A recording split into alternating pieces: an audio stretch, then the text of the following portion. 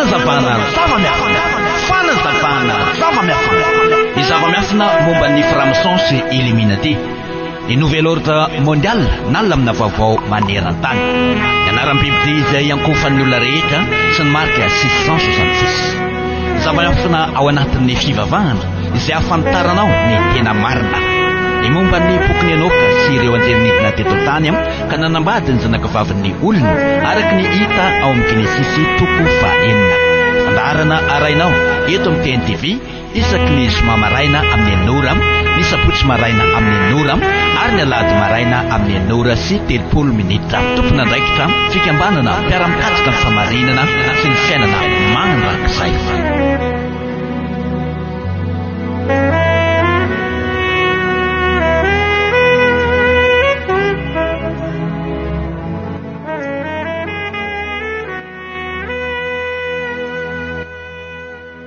Sorana mandrakariva ilay namorona zao tontolo zao manome atsika tombonandro mbola afatsika manaraka indray an'izao fandraharana eto amin'ny fahitalavitra izao dia ny zava-miafina hoentin'ny fikambanana mpiara-mikatsika ny famarinana sy ny fiainana mandrakizay. Miarabanao izahay ary manonona ny fahasoavana sy ny fiadanana itoetra isanandro eo anivo ny tokantranonao anapaka ao amin'ny ankonanao ane izany fiadanana sy fahasoavana izany. Irina ihany koa ianao afantatra ireo tena marina izay atongavantsika any amin'ny fiainana mandrakizay satria amin'ny alalan'ny fahafantaranao sy ny fiainanao ny famarinana no atongavanao any amin'izany fanjakan'ny avindrindra izany. Androany araka ny fanampanantenainantsika omaly dia famitinana ny zavatra lehibe zay efa nazavana teto satria maro tamintsika mijery ny fandarina ity no tsy naharaka an'izany hatrany am-piandroana ka hoezana ny mamitina n'izay zavatra lehibe rehetra mialohan'ny ampitana amin'ny lohahevitra manaraka. Efa nazavaina teto ny fatanteran'ilay apokalipsy 3:13 mahakasika ny asa nataon'ilay biby diroa mpanompon'ny dragona izay nomen'ilay dragona fahefana sy seza fiandrianana sy hery lehibe ka dia nanokatra ny vavany hiteny ratsy ny mpamorona sy hiteny ratsy ny anarany mpamorona ary ny teny ratsy ny taberna kely. Izany no asa nataon'ilay biby dia mpanompon'ny dragona ary dia tanteraka ilay voalazan'ny avindrindra tamin'ilay dragona na tamin'ilay menarana ao amin'ny Genesisy 3:7 fa 4:12 sy 5:10 manao hoe ataoko mifandrafy ianao sy ny vehivavy ary ny taranakao sy ny taranaky ny vehivavy, izy anoritory ny lohanao ary ianao kosa amely azy eo amin'ny omby lahy tongony. Ilay menarana izay voalazan'ny avindrindra ry amin'ny Genesisy 3:7 dia io ihany ilay menarana na ilay dragona izay nazera teto ambonin'ny tany ao amin'ny apokalipsy 3:12 ka ilay menarana izay nazera teto ambonin'ny tany dia nanangana bibidy iaraka iasa aminy na fanjakana izany. Fanjakana zany no sary aseho eo amin'ilay bibidy ka ireo bibidy izay natsangany na ireo fanjakana izay natsangany no nomeny seza fiandrianana sy nomeny fahefana ary nomeny hery. Ao anatin'izany hery sy seza fiandrianana sy fahefana lehibe nomen'ilay dragona n'ilay bibidy izany no noentin'ilay bibidy nanatanteraka ny famitahana an'izao tontolo izao dia voalaza eo amin'ny apokalipsy 3:13 hatrany eo amin'ny 9:9 manao hoe ary ny olona rehetra na ny kely na ny lehibe na manan-karena na malahelo na ny andevo na ny tsy andevo dia ampandraisin'ny marika eo amin'ny andra sy eo amin'ny tany ny akavaniny avokoa mba tsy hisy azo ividy na ivarotra afa-tsy izay manana ny marika dia ny anaran'ny bibidy na ny isan'ny anarany. Rehefa namitaka an'izao tontolo zao ilay dragona tamin'ny alalan'ireo bibidy roa mpanompony dia voafitaka ny olona rehetra teto ambonin'ny tany na ny kely na ny lehibe na manan-karena na malahelo na ny andevo na ny tsy andevo ary ny fomba noentin'ilay bibidy mpanompony dragona namitahana an'izao tontolo zao dia tamin'ny alalan'ny fitenenany ratsy ny anaran'ny avindrindra na ihany koa hoe tamin'ny alalan'ny fanovana ny anarany avondrindra sy ny anarany zanak'ondry dia ireo anarana rehetra izay tafiditra ao anatin'ny baiboly sy ampiasain'ny fiangonana sy ny mpivavaka rehetra maneran-tany ireo izany anarany bibidia tafiditra ao anatin'ny fivavahana izany ka dia voalaza amin'ny apokalipsy toko 17:15 manao hoe iankoaka eo am'loany daholo ny olona rehetra eto ambonin'ny tany de izay tsy manana ny anarany voasoratra ao amin'ny oronam-boky ny fiainany zanak'ondry izay voavono hatramin'ny nanorenana n'izao tontolo izao zany hoe ny vahoaka rehetra manerana n'izao tontolo zao dia miankoaka eo amin'ilay anarany bibidia avokoa afaty zay olona vitsikely voasoratra anarina ao boky ny fiainany zanak'ondry ihany no tsy ankoaka eo amin'izany anarany bibidia izany mariana tsara mihitsiny fa ny anarany bibidia no marika apetaka eo amin'ny andrina sy eo amin'ny tanana kavanan'ny olona ary zay anarany bibidia marika mipetaka eo amin'ny andrina sy amin'ny tanana kavanan'ny olona izay ihany koa no zava-doza na voafitaka an'izao tontolo izao izany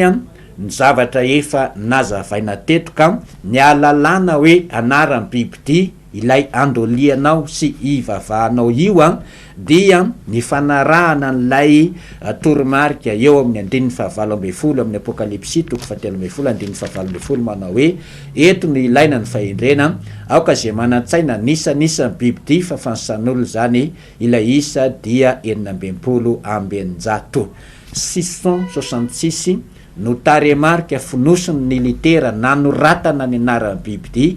rehefa atambatra ny taremarika finoson'ireo litera tsiriray nanoratana an'izany anarany bibidia izany ka ny anarany bibidia no anarana mipetaka eo amin'ny andriny olona rehetra izay miantso sy mivavaka amin'io anarany bibidia io de efa nazavaina sy nerahana natao teto ny fansanan'ilay anarana izay natambatra Constantin sy ny vavahan'ny fanjakana romanina nanomboka tamin'ny andro ny emperora Constantin izay nanangana ny fivavahana romanina satria izany Constantin izany no nanangana ny fivavahana romanina sy nampalaza ny fivavahana romanina teto ambonin'ny tany ity aseho amintsika ity satria averinay aseho zany ity aseho amintsika ity ny anarana izay nivavahan'ny fanjakana romanina nanomboka tamin'ny andro ny Constantin Jesus Christus Filii no nivavahan'ny fanjakana romanina ary nanomboka tam'izany dia tsy azo nosarahana ny fanonana an'io anarana io fa izay no fanonana anazy Jesus Christus Filii Dei teny latina izany de nataotsika teto ny fansana araka io hitantsika eo amin'ny écran io fa nanome 666 ny taremarika no finosin'ny litera nanoratana an'io rehefa ataon'ny fansana amin'ny taremarika na chiffre romain izany dia ny zavatra nisy teto ambonin'ny tany raha fitinina ihany koa ny fivavahana nisy teto dia nofoanan'ny emperora romanina ny fiangonana najoriny apôstôly de nanangana fiangonana ho azy ny fanjakana romanina ary rehefa nitsangana ny fiangonana najoriny fanjakana romanina dia iny no fiangonana tokana nanerana n'izao tontolo zao nandritra ny arivo-taona mahery ny baiboly ihany koa dia navadika sy novaina ho amin'ny dika teny latina satria ny teny latina no teny velona fampiasan'ny olon-drehetra eran'izao tontolo zao tamin'ny andro nanana ny romanina fahefana ny fe an'izao tontolo izao ka tamin'ny taona 8:750 tateo aorinan'ny mpamonjy vaorava ny hery ny fahefana romanina ny fe an'izao tontolo izao rehefa rava tamin'ny taona 8:750 tateo aorinan'ny mpamonjy ny hery ny fahefana romanina ny fe an'izao tontolo zao dia nipotra indray ny fahefany franc-maçon sy illuminati izay nanangana ny nouvel ordre mondial na ny lamina vaovao maneran-tany ary ametraka an'izany lamina vaovao maneran-tany izany. Tao aorianany taona 1875 izay naharava ny herin'ny fahefana romana ny fian'izao tontolo izao no nanomboka nahazo fahalevantena tamin'ny lafiny rehetra izao tontolo izao, nahazo fahalevantena na tamin'ny lafiny ara-politika sy ara-panjakana ary nahazo fahalevantena ihany koa na tamin'ny lafiny ara-pinoana sy ara-pivavahana satria tsy voafehan'ny romanina intsony afaka teo ambany fifehezan'ny romanina izao tontolo izao. Tao aoriana ny taona 1875 vao nisy izany protestant afaka nanangana fiangonana izany, vao nisy ihany koa ny adventista sy ireo fiangonana maro izay mbola misy mandraka androany ireo. Fa talohan'ny taona 1875 dia mbola ny fiangonana romanina irery ihany no fiangonana tokana nanerana zao tontolo zao satria izy no nanam-pahefana ny fe an'izao tontolo zao. Nisy an'ilay biby de roa mpanompon'ny dragona, nomen'ilay dragona seza fiandriana sy hery lehibe ary de nitondra zao tontolo zao nandritra ny 12 volana araky ny faminanena hatrany. Ka ilay anarana hoe Jesus Christus Filii Dei no nampiasaina tamin'ny andro nanjakan'ny fahefana romanina ny fian'izao tontolo zao. Fa rehefa lefy ny herin'ny romanina ny fian'izao tontolo zao ka notombiasan'ny fahefan'ny franc-maçon sy illuminati indray dia ny teny frantsay sy ny teny anglisy indray no teny velona fampiasan'ny firenena rehetra herin'izao tontolo zao satria io no teny fampiasan'ny fikambanan'ny franc-maçon sy illuminati ary dia avy amin'ilay anarana hoe Jesus Christus Filii Dei indray no niavian'ilay anarana izay amin'ny teny iraisam-pirenena hoe Jésus Christ Fils de Dieu. Dia rehefa natao teto ihany koa ny fansanany ity anarana hoe Jésus na Jesus ity araky io asio io de manome 666 ihany koa ny taremarika fonosiny litera nanoratana anio anarana io rehefa atao ny fansana, zany hoe ilay Jesus Christus sur Deus izay ny vavahan'ny romanina ihany no ny vavahan'ny franc-maçon sy illuminati, fa ny fomba fanonona azy fotsiny no niova arak'ilay teny izay fampiasan'ny firenena tsirairay. Avy amin'ilay Jesus Christus sur Deus ihany no niavian'ilay anarana hoe Jésus na Jesus na Christus sy Dieu zany dia avy amin'izay anara-tsampy najorony romanina izay ihany izany anarana izany ary manome 666 ihany koa io anarana io. Isika amin'izao vaninandro sy vanim-potoana ianantsika izao dia ao anatin'ny vanim-potoana hoentin'ny franc-maçon sy illuminati, zany hoe izao tontolo zao zany dia ny fahefan'ny franc-maçon sy illuminati no mife an'izao tontolo zao ary ny tanjon'ny franc-maçon sy illuminati dia ametraka ny lamina vaovao maneran-tany. Ka efa hatramin'ny taona 1700 sy 700 izay niforonana zany fikambanana miafina izany tany Amerika, efa hatramin'izany no napetrany ny fotodrafitrasany ka fotodrafitrasan'ny franc-maçon sy illuminati maro be no efa mipetraka eran'izao tontolo zao ary misy fotodrafitrasan'ny zareo eto Madagasikara eto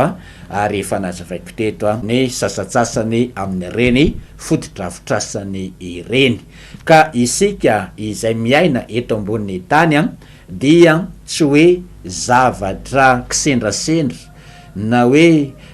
zavatra tsy napoizina ny zavatra mitranga rehetra eto ambonin'ny tany, fa zavatra voasoratra ao anatin'ny boky faminaniana milaza ny zavatra ho avy avokoa ny zavatra rehetra mitranga eto. Raha nitondra nandritra ny arivo-taona mahery sy ny fean'izao tontolo zao ny fiangonana romanina sy ny fanjakana romanina de voalaza ao amin'ny apokalipsy 7:15 hoe 12 volana ny fahefana nomena an'ilay bibidy mpanompon'ny dragona. raha votsitra teo ampelantanana ny fahefana romanina izay ny fian'izao tontolo zao, ny fahefana ny fian'izao tontolo zao nanomboka tamin'ny taona 8 dia fatanteran'ilay fepotona izay ananan'ilay bibidy mpanompon'ny dragona izany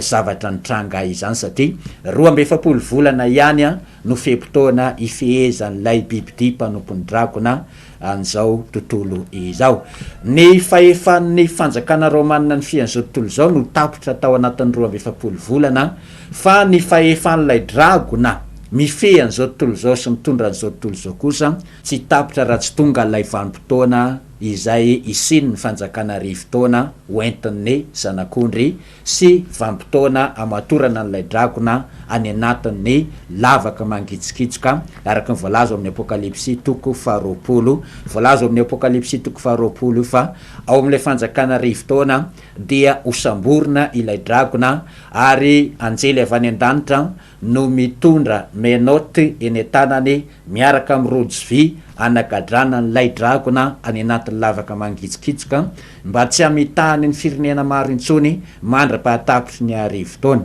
Raha tsy tonga zany io vanim-potoana arivotaona izay vanim-potoana hitondran'ny zanak'ondry an'izao tontolo zao sy vanim-potoana anagadrana ny dragona, raha tsy tonga io dia tsy tapitra ny fahefan'ilay dragona, ny fahefan'ilay bibidy mpanompony izay nomeny fahefana hitondra 12 volana no tapitra tamin'ny taona 8 fa ny fahefan'ny dragona mitondra zao tontolo zao dia mbola tsy tapitra ary ao anatin'ny vanim-potoana mbola hitondran'ilay dragona n'izao tontolo zao isika eto ambonin'ny tany. Izay aloha ny famotinana vita androany, mbola tsy vita androany ihany ty famotinana ty, satria mbola misy zavatra tokony ho fintinina ao anatin'ny zavatra rehetra efa noentina teto. Ohatra zao hoe ilay miteny ratsy ny taberina kely sy ilay manova fotoana sy lalàna dia mbola tsy voafitina androany noho ny fataperan'ny fotoana eto ampelantanana. Dia azadino indray zany ny fotoanantsika amin'ny herinandro, ny zoma sy ny sabotsy samy amin'ny 9 maraina avy, ny alahady kosa amin'ny 9:30 minitra. Ilazao ny namana sy ny fianakavinao fa miroso hatrany ao anatin'ny tena zava-dehibe ao amin'ny tantaram-pivavahana sy ny tantaran'izao tontolo zao sy ny fanahy miasa eto ambonin'ny tany, miroso hatrany ao anatin'izany izao fanazavana hoentiko izao. Raha sanatriko misy olona mijery an'izao zavatra izao hoe tezitra, de izao no mba iangaviko aminao. Zavatra rehetra resako eto misy porofo eto ampelantanana avokoa ary afaka mijery an'ireo porofo ireo aty amin'ny fikambanana mpiara-mikatsika ny famarinana sy ny fiainana mandrakizay ianao ary tsy iza hay ihany no manana an'ireny porofo rehetra ireny fa saiky manerana n'izao tontolo zao ireo mpikaroka sy mpamerina ny famarinana dia manana an'ireny porofo ireny avokoa. Izay no azo ampitain'androany, mametraka mandra-pitafa ho amin'ny herinandro indray.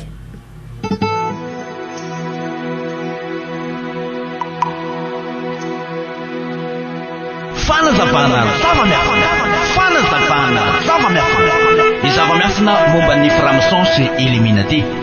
Ny nouvel ordre mondial nalamina vaovao maneran-tany. Ny anaram-bibidy izay ankofan'ny olona rehetra sy ny marika 666. Zava-miafina ao anatin'ny fivavahana izay ahafantaranao ny tena marina. Ny momba ny boky ny Enoka sy ireo anjelinidina teto tany ka nanambady ny zanakavavin'ny olona araka ny hita ao amin'ny Genesisy toko 9. Fandaharana arainao eto amin'ny TNTV isaky ny zoma maraina amin'ny 9, ny sabotsy maraina amin'ny 9 ary ny alahady maraina amin'ny 9:30 minitra. Tompona andraikitra fikambanana mpiara-mikatsika ny famarinana sy ny fiainana mandrakizay.